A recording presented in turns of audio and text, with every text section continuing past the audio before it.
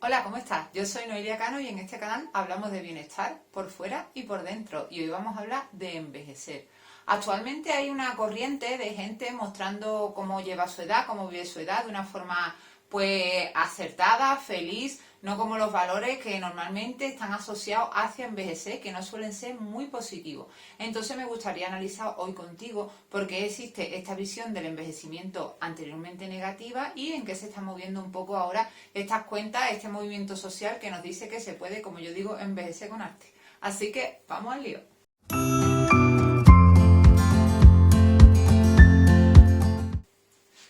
Bueno, pues quizá por añadir contexto, como me gusta a mí, yo diría que desde el punto de vista social, envejecer tiene unas connotaciones negativas. En el primer lugar, quizás por el tema más económico, ¿no? Porque parece ser que las personas mayores dejan de ser productivas, si me digo la productividad como de un punto puramente capitalista, ¿no? Porque en realidad una persona mayor que está jubilada no produce un bien, pero sí está produciendo, por ejemplo, educación cuando se queda con sus nietos y les enseña cosas, o cuando da un consejo a su hijo o a su hija. Pero eso parece que, como no es un bien que se pueda medir, pesar, vender, etcétera, pues no está valorado. Entonces yo creo que habría que hacer un poco cambio de chip para valorar más todo ese capital de conocimiento y de valores y de experiencia que tienen las personas más mayores, aunque no tengan esa producción o esa productividad asociada a la vida profesional y laboral. Eso por un lado. Y por otro lado, por supuesto, hay una serie de valores dentro de la sociedad que independientemente ya de lo que sería la productividad, que asocia la vejez pues a enfermedad, a que se disfruta menos, etcétera. A mí, como decía en la introducción, me gustaría romper una lanza porque yo creo que a veces también es cuestión de paradigma y que muchas veces sí aprendemos a asociar la vejez en vez de con otra etapa de la vida, especialmente ahora que además la esperanza de vida cada vez es más larga y la salud normalmente pues se lleva mejor porque la medicina ha avanzado y a nivel psicológico también las personas tienen más herramientas para gestionar sus emociones. Pues eso, yo creo que tocaría ahora ese punto de inflexión en el cual cambiar el paradigma. Cuidado sin engañarnos y sin caer en la filosofía, como digo yo, Mr. Wonderfulera. Indudablemente, la tercera edad, la vejez, la ancianidad, como lo quieras llamar, se producen una serie de cambios en la salud y el cuerpo de las personas que están ahí y que van a condicionar más o menos la vida de esas personas. Pero eso no quiere decir que no haya otras cosas positivas en las que apoyarse para poder continuar, pues como decía yo antes, ¿no? El conocimiento, el que es una etapa nueva de la vida, la cantidad de tiempo libre que te puede generar la jubilación, etcétera. Me gustaría también añadir otro punto en el contexto acerca de la psicología evolutiva. Cuando yo estudiaba psicología evolutiva en la facultad, y de hecho también hace ya más de 20 años, porque también yo ya voy cumpliendo los míos, nos decían, nos daban una serie de características grandísimas de la etapa infantil, porque es verdad que evolutivamente se producen unos logros. Además, en cuestión de un tiempo muy corto se produce un desarrollo muy grande, como es por ejemplo el bebé a nivel psicomotriz, el tema de la cognición, el tema del lenguaje, o sea, es que en 2 años un humano explota, ¿no? Accede al mundo ya, ¿no? Luego la primaria, pues bueno, que se adquieren grandes aprendizajes, en parte también por el tema de la escolarización en la zona mmm, más donde se puede ir a la escuela, porque no olvidemos que no en todos sitios se puede. Y luego, pues en la etapa de la adolescencia, pues bueno, el típico concepto de crisis, de que hay muchísimos cambios también, de que el niño empieza a cuestionar a su familia, da más importancia también a las relaciones sociales, pero luego se llegaba a un punto en el que se consideraba que en la etapa de adultez había como una especie de meseta y que luego en la etapa de vejez, que además la vejez era muy pronto, en los manuales que yo te estoy diciendo hace 20 y tantos años, porque claro, todo esto a veces va cambiando a nivel social, por lo que te decía de la esperanza de vida, pero no siempre los textos de estudio van cambiando a ese nivel.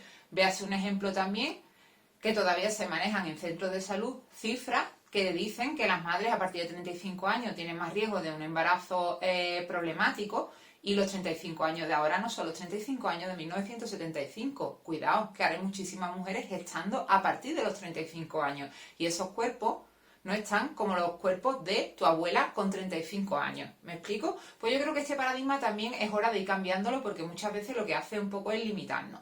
Siempre con conocimiento de causa. Cuidado, y ya te digo, no pensando, no, yo es que cuando tenga 80 años voy a estar como si tuviera 20, porque eso es absurdo. Además, ¿por qué vas a querer estar con 80 años como si tuvieras 20? Querrás estar sabiendo lo que sabes teniendo 80. Pero bueno, que me voy. Como os decía, la psicología evolutiva llegaba a una especie de meseta en la adultez y luego en la vejez, que igual era a partir de los 50 años, te hablaba de un declive cognitivo, rendimiento psicomotor también, etcétera, etcétera. Esto era también en parte porque no se conocía la teoría de la plasticidad neuronal. Se pensaba que las neuronas que morían y que esas funciones pues dejaban de hacerse, pues eso desaparecía. Y eso se sabe hoy día que no es cierto, que el cerebro es plástico, que se puede adaptar, que zonas que están especializadas en algún conducta o proceso psicológico básico, mejor dicho, pueden aprender otras zonas a hacerlo si esas neuronas mueren o se dañan, por lo que quiera que sea, siempre y cuando hablando desde un punto de vista normativo de salud y no de enfermedades degenerativas, ¿vale? Que esto sería harina de otro costal. Pero desde ese punto de vista, pues se ha avanzado muchísimo y hoy día se sabe que los seres humanos seguimos aprendiendo en cualquier momento de la vida, que seguimos siendo creativos en cualquier momento de la vida y que vamos acumulando una serie de bagaje y de aprendizaje que pueden enriquecer mucho a otras personas. Y es por eso que los ancianos no deberían de ser esa parte de la sociedad que ya apenas aporta, sino justo en ciertos aspectos quizás todo lo contrario. Son gente pues con unas experiencias de vida que pueden aportar muchísimo y esto parece que se nos olvida. Y en parte se nos olvida porque nos faltan referentes, que era un poco también el punto que quería añadir en este vídeo. Existe muy poca visibilidad del mundo de las personas mayores, de personas mayores haciendo cosas, la sexualidad de las personas mayores que la siguen teniendo, el mundo de las emociones, etcétera, etcétera, ¿no? Yo el otro día reflexionando con una amiga le decía, es que tú haces ahora mismo una película sobre una persona que tiene 8.000 amantes en la flor de su vida porque decide pues experimentar su cuerpo y su sexualidad y es taquillera, pero me hace una película de una señora de 70 años que tiene síndrome del nido vacío porque se han ido sus hijos, bla, bla, bla, bla, bla, y pese a que es un momento vital igualmente de importante en la vida de alguien, pues nos llama menos la atención. Está, es a lo que me refería con lo de los valores sociales, está infravalorado. Y por otra parte también lo que decía de referente. Es una queja habitual, especialmente nos afecta como siempre a las mujeres, entre las actrices, el hecho de que los papeles de señora a partir de 50 años pues decrecen. Y de hecho en cualquier película de medio pelo que ponga, que muchas veces de estas de después de comer los sábados, observo yo a las actrices y resulta que está la que hace de hija que tiene 25 años, pero es que la que hace de madre tiene 35, que dice, madre mía, ¿cómo puede ser? ¿Por qué no ponen una señora de 50 kilos, de 50 años, con sus kilos, con su arruga y con sus canas? Que no pasa nada, que es algo natural. Falta de referente. Y bueno, un poco por citar algunos ejemplos también de todo este tema, de cómo a veces la sociedad nos devuelve que envejecer es terrible, pues a mí me llama mucho la atención los reels o los TikToks que sale alguien de 30 años muy indignada porque le han llamado señora. Cariño, eres una señora ya, no pasa nada.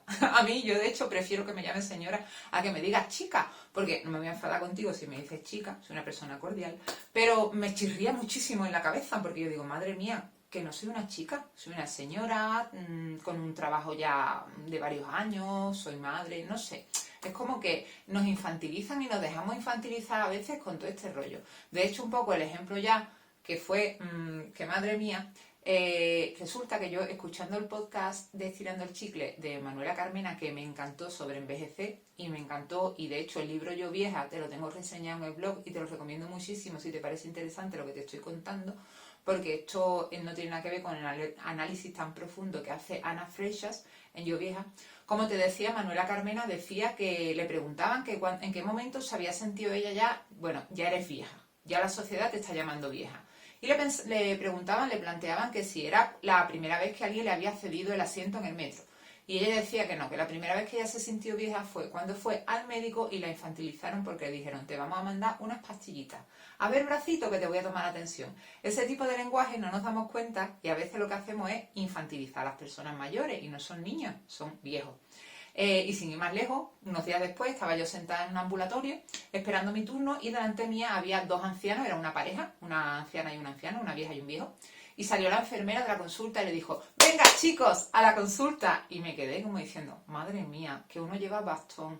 No le digas chicos, dile señores, si se puede transmitir el cariño utilizando palabras de otro tipo, no hace falta dirigirse a la gente como si estuviéramos todos en primero de infantil.